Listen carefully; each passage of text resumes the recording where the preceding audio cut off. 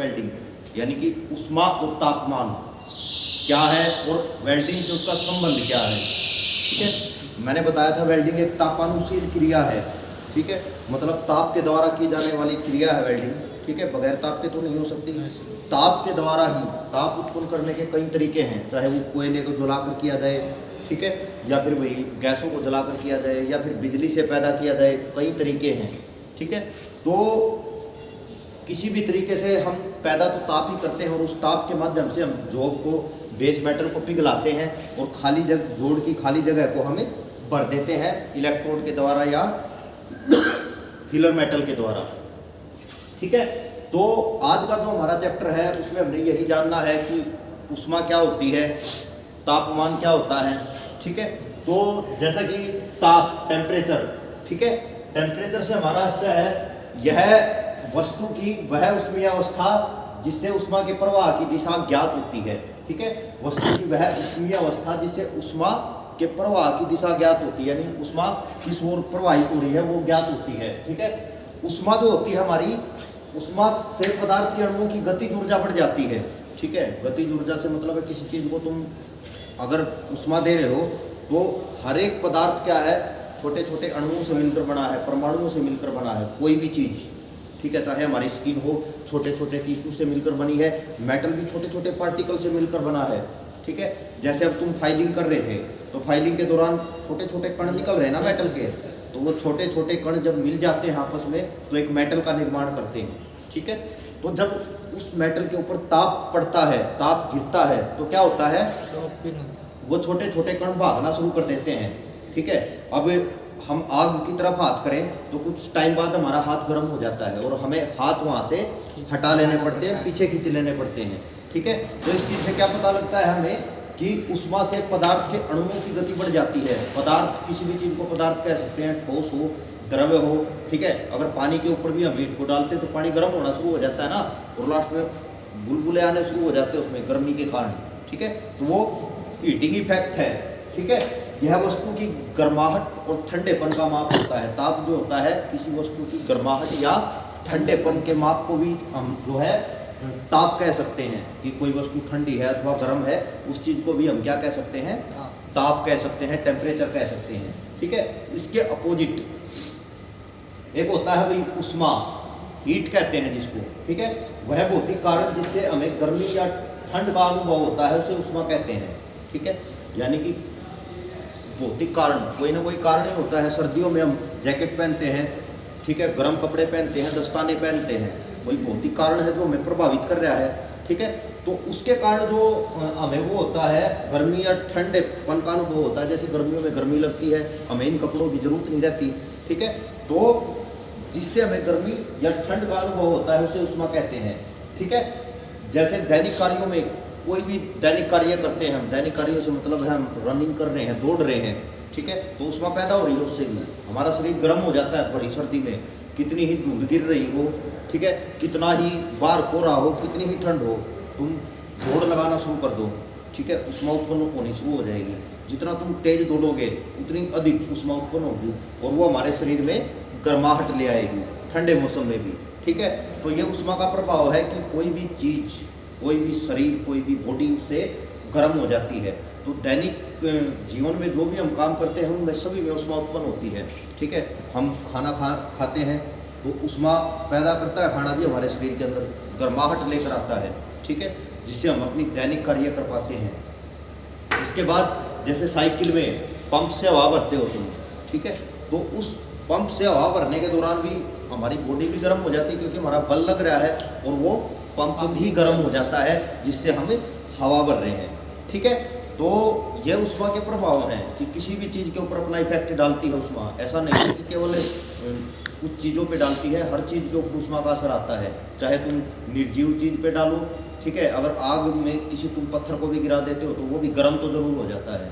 ठीक है, तो ये इफेक्ट है। लोहे को भी डाल देते हो तो लोहा भी गर्म हो जाता है। अगर लोहे को 1559 डिग्री से ज़्यादा टेम्परेचर मिल जाएगा उस गर्मी से तो लोहा भी पिघल जाएगा पानी की तरह। ठीक है, जैसे मैंने पहले चैप्टर में बताया था कि भाई पदार्थ की 3 अवस्थाएं होती हैं, ठोस, द्रव और गैस।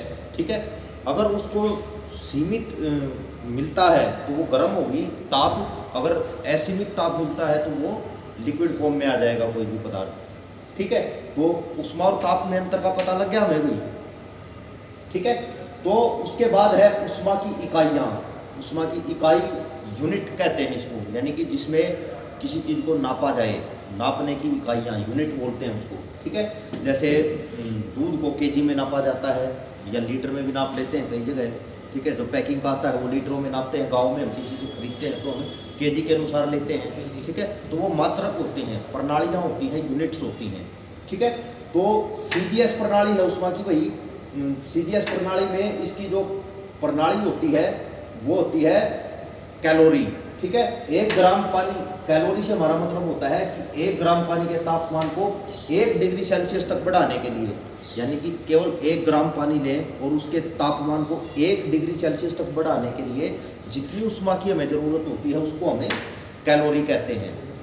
ठीक है, 1 ग्राम पानी को 1 डिग्री सेल्सियस तक उसका तापमान बढ़ाने के लिए जितनी ऊष्मा की ज़रूरत होती है उसको हमें 1 कैलोरी कहते हैं। ठीक है, उसके बाद एमकेएस या एसआई प्रणाली में इसकी जो यूनिट होती है, इकाई जो होती है वो किलो कैलोरी होती है। किलो कैलोरी को कैसे देखते हैं? 1 केजी पानी के तापमान को 1 डिग्री सेल्सियस तक बढ़ाने के लिए आवश्यक कैलोरी को हमें किलो कैलोरी कहते हैं। 1 किलोग्राम पानी है, अब की बार 1 ग्राम नहीं है, 1 किलोग्राम पानी के तापमान को 1 डिग्री सेल्सियस तक बढ़ाने के लिए जितनी ऊष्मा की ज़रूरत होती है उसको हमें 1 किलो कैलोरी कहते हैं। और 1 किलो कैलोरी जो होती है वो 1000 कैलोरी के बराबर होती है। ठीक है, जो 1 किलो कैलोरी है वो इज इक्वल टू 1000 कैलोरीज। ठीक है, 1000 कैलोरी के बराबर होती है, ये चीज़ हमें याद रखनी है। ठीक है, उसके बाद है फुट पाउंड सिस्टम या एफपीएस प्रणाली में इसकी जो इकाई होती है ऊष्मा को नापने की वो ब्रिटिश थर्मल यूनिट है, ब्रिटिश थर्मल यूनिट। ठीक है, तो इसमें क्या होता है, 1 पौंड, ब्रिटेन में जैसे हम यहाँ किलो में नापते हैं वहाँ किस में नापते हैं, पौंड में नापते हैं। ठीक है, जैसे जिम वगैरह करने जाते हो तुम, एक्सरसाइज करने जाते हो, वो सामान किस में आता है, पौंड में आता है वो। ठीक है, केजी में नहीं मिलता ना, पौंड में मिलता है। तो 1 पौंड पानी के तापमान को 1 फ़ारेनहाइट तक, एफ का मतलब होता है फ़ारेनहाइट। ठीक है, तो 1 पौंड पानी के तापमान को 1 फ़ारेनहाइट तक बढ़ाने के लिए जितनी ऊष्मा की ज़रूरत होती है उस चीज़ को हम क्या बोलते हैं, ब्रिटिश थर्मल यूनिट बोलते हैं। ठीक है, तो ये ऊष्मा को नापने की इकाइयाँ हैं। ठीक है, अब तापमापी, तापमापी से हमारा आशय है थर्मामीटर। ठीक है, ताप को नापने के इक्विपमेंट। ठीक है, जैसे हमें बुखार हो जाता है, हमारी बॉडी गर्म हो जाती है बहुत ज़्यादा। ठीक है, तो सबसे पहले डॉक्टर क्या चेक करता है, दवाई देने से पहले हमारा टेम्परेचर चेक करता है। ठीक है, हमें थर्मामीटर लगाया जाता है जिसकी सहायता से वो देखता है कि टेम्परेचर कितना बढ़ा हुआ है। ठीक है, अब ताप हर चीज़ के नापने की ज़रूरत होती है, ज़रूरी नहीं है कि हमें अपनी बॉडी का ही नापना है, हमें एनवायरनमेंट का भी ताप नापना होता है, हमें बॉयलर का भी ताप नापना होता है, हमें भट्ठी का भी ताप नापना होता है, हमें रूम टेम्परेचर भी नापना होता है। ठीक है, अलग अलग जगहों पे अलग अलग प्रकार के ताप हमें मेजरमेंट करने पड़ते हैं कि कहाँ पर कितना टेम्परेचर चल रहा है। वो अनुमान से तो नहीं बता सकते हम कितना चल रहा है, कोई ना कोई ऐसा इक्विपमेंट लेना पड़ेगा जिसकी सहायता से हम ये जान पाएँ कि कितना टेम्परेचर हो गया है। ठीक है, बगैर इंस्ट्रूमेंट के तो नहीं जान सकते ना, उपकरण के बगैर नहीं जान सकते हम।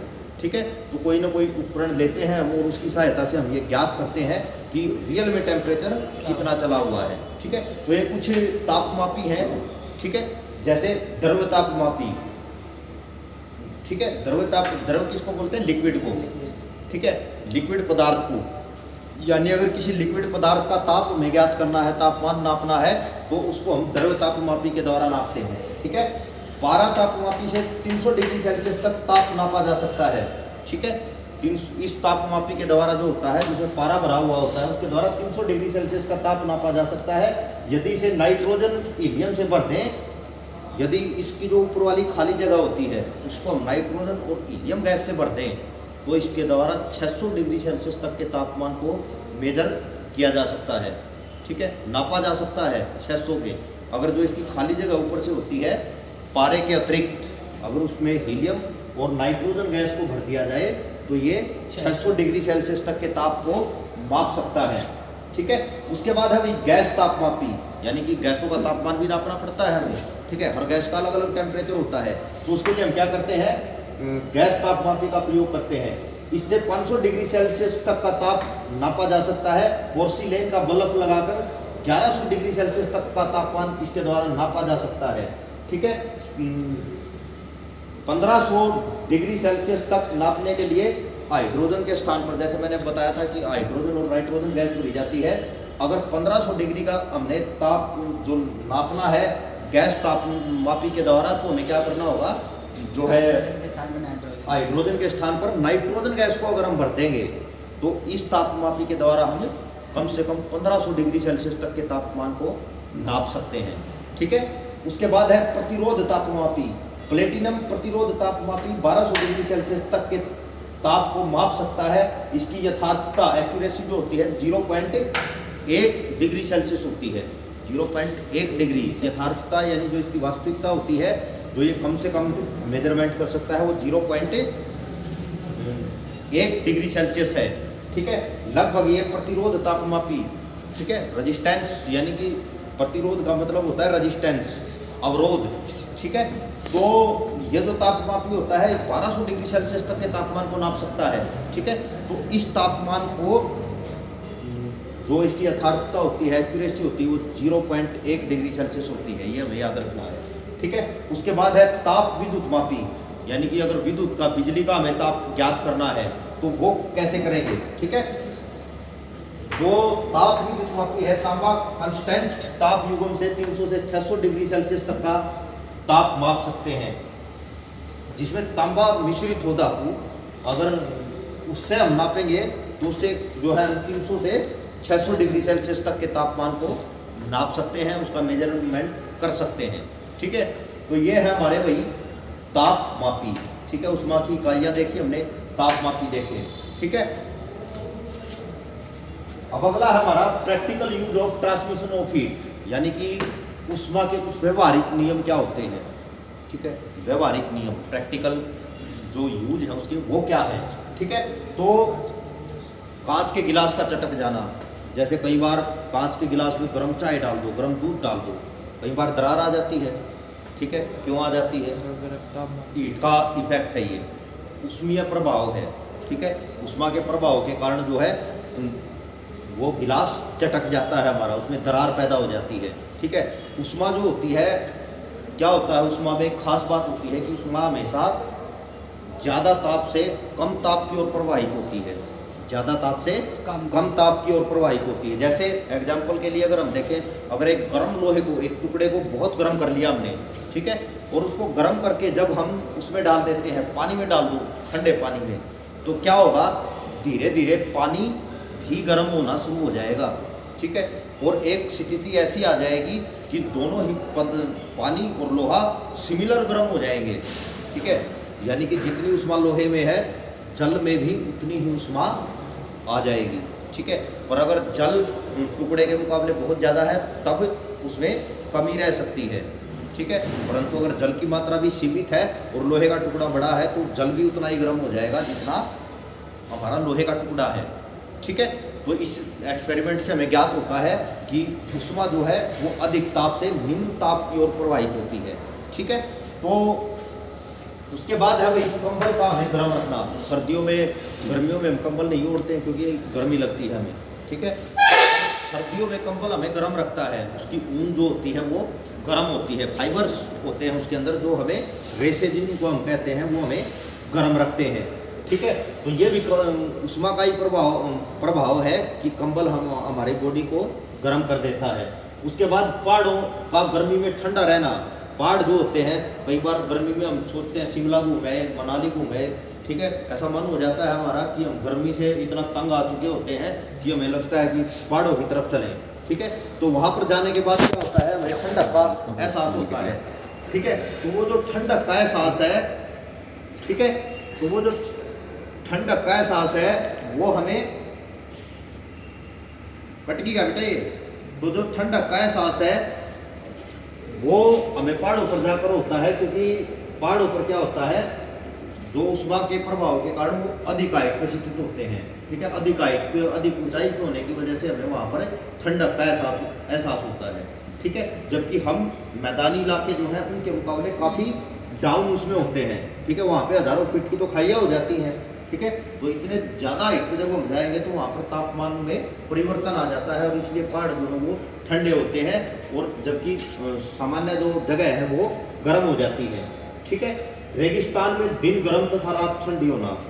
रेगिस्तान में जाते हैं हम, राजस्थान में जाते हैं, क्या होता है वहाँ पे दिन बड़ा गर्म होता है, रातें ठंडी होती हैं, ठीक है। माउंट आबू एक जगह है, वहाँ पर रात को भी रजाई ओढ़नी पड़ती है गर्मी में भी, ठीक है। क्या कारण है, ठीक है। उसका मुख्य कारण रेत होता है। रेत क्या होता है, रेत उष्मा की वजह से दिन में सूरज की रोशनी की वजह से बहुत तेज़ी के साथ गर्म होता है और रात को बड़ी तेज़ी के साथ ठंडा हो जाता है, ठीक है। जब वो ठंडा हो जाएगा तो इस वजह से वो ठंड उस क्षेत्र में बढ़ जाती है, ठीक है। जबकि दिन में गर्म होने की वजह से वहाँ पर गर्मी बढ़ जाती है, ठीक है। इसलिए रेगिस्तान में दिन गर्म तथा रातें ठंडी होती हैं। गर्मी में सफ़ेद कपड़े पहनना तथा सर्दी में गहरे कपड़े पहनना। गर्मी में हम सफ़ेद कपड़े पहनते हैं, ठीक है, प्रकाश परावर्तन की वजह से, रिफ्लेक्शन की वजह से, लाइट रिफ्लेक्शन की वजह से, ठीक है। सूर्य की रोशनी जब परावर्तित कर देती है, ठीक है, तो सफ़ेद कपड़े जब हम पहनते हैं तो हमें क्या होता है, गर्मी का एहसास नहीं होता, बड़ी ठंड महसूस होती है। जबकि सर्दियों में क्या होता है, सर्दियों में उष्मा की, सूरज की भी डिग्री बदल जाती है, ठीक है। इसलिए हमें गहरे रंग के कपड़े पहनने पड़ते हैं, ठीक है। तो कई बार तुम गर्मी में देखते हो ना कि ऊपर से 90 डिग्री पे सूरज हो जाता है, सर्दी में तो नहीं होता ना ऐसे, ठीक है। तो किरणों के रिफ्लेक्शन में भी अंतर आ जाता है इससे, ठीक है। तो ये कुछ प्रैक्टिकल यूज हैं ईंट के, ठीक है। और इसके बाद एक और रह गया भैया पायरोमीटर। पायरोमीटर क्या होता है, ठीक है, एक प्रकार का तापमापी है। ये भी साधारण थर्मामीटर में पारे का इस्तेमाल होता है। जैसे हम बॉडी का टेम्परेचर चेक करते हैं तो उसमें क्या होता है, पारा भरा हुआ होता है, ठीक है। लेकिन पारे का क्वथनांक 357 डिग्री सेल्सियस होता है, जिससे अधिक ऊंचे तापमान नहीं नापे जा सकते, ठीक है। जो क्वथनांक होता है पारे का 357 डिग्री है। अब इससे ज़्यादा के तापमान नापने हैं तो वो यूजफुल नहीं है। अधिक तापमान नापने के लिए प्रयुक्त जो मीटर इस्तेमाल करते हैं हम, ठीक है, उसको हम पायरोमीटर कहते हैं, ठीक है। इस सिद्धांत पर प्लेटिनम प्रतिरोध तापमापी तथा ताप युग्म तापमापी कार्य करते हैं, ठीक है। और इससे बॉयलर और भट्टियों के तापमान नापे जाते हैं। जैसे लोहा पिघलाया जाता है जहाँ पे, ठीक है, भट्टियाँ होती हैं बड़ी बड़ी, ठीक है, तो वहाँ पे भट्टियों का ताप नापना हो, ठीक है, तो हमें पायरोमीटर का इस्तेमाल करते हैं, क्योंकि ये तो 357 डिग्री का ही टेम्परेचर नाप पाएगा। परंतु अगर हमें ज़्यादा का नापना है तो हमें इसका इस्तेमाल करना पड़ेगा, पायरोमीटर का, ठीक है। तो अधिक तापमान नापने का उपकरण है ये, ठीक है। जैसे 1500 से ऊपर नापना है, 1000 से ऊपर नापना है, तो हमें इस उपकरण का इस्तेमाल करेंगे, ठीक है। उसके बाद है भाई गलन की गुप्त उष्मा। अब उष्मा के बारे में आते हैं हम। गलन की गुप्त उष्मा क्या होती है, यानी जिसको हमें लेटेंट हीट ऑफ फ्यूजन बोलते हैं, ठीक है।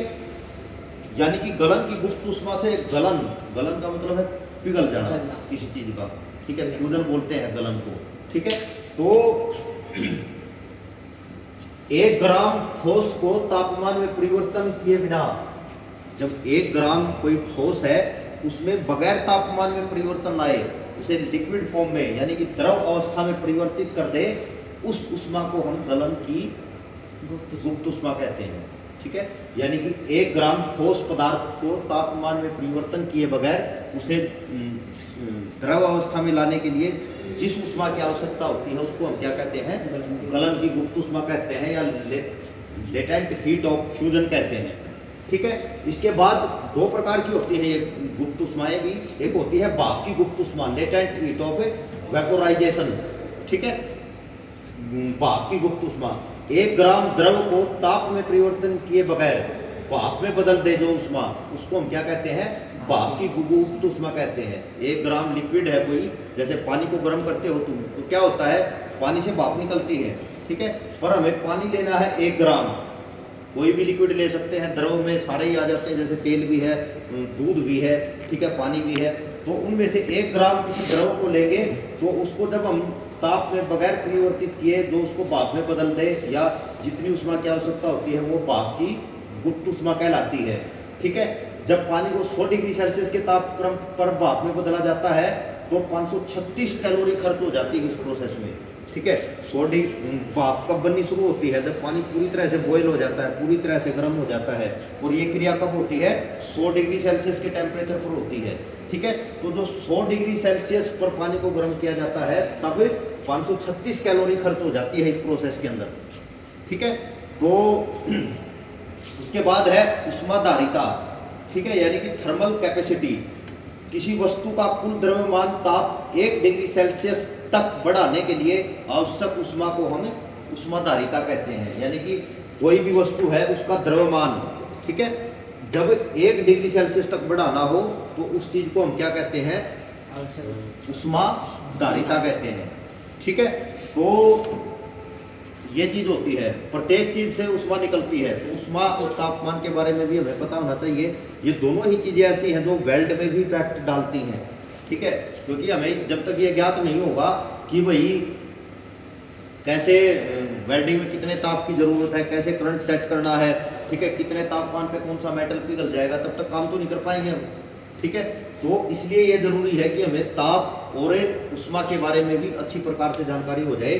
ठीक है, तो इस चीज के द्वारा जो है हमें ऊष्मा और ताप को वो देख सकते हैं। ठीक है, ताप की जैसे मैंने पहले ही बताया था, किसी भी पदार्थ की 3 अवस्थाएं हैं, ठोस, द्रव और गैस। ठीक है, उन तीनों अवस्थाओं को बदलने में महत्वपूर्ण कारक क्या है? ऊष्मा है।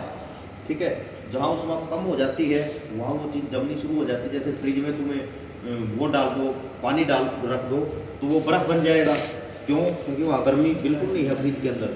ठीक है, तो दूसरा जो होता है, अगर उसको गर्म करो, लिक्विड को गर्म करना शुरू कर दो, जैसे ही पानी को 100 डिग्री टेम्परेचर मिलना शुरू हो जाएगा तो वो गर्म होना शुरू हो जाएगा।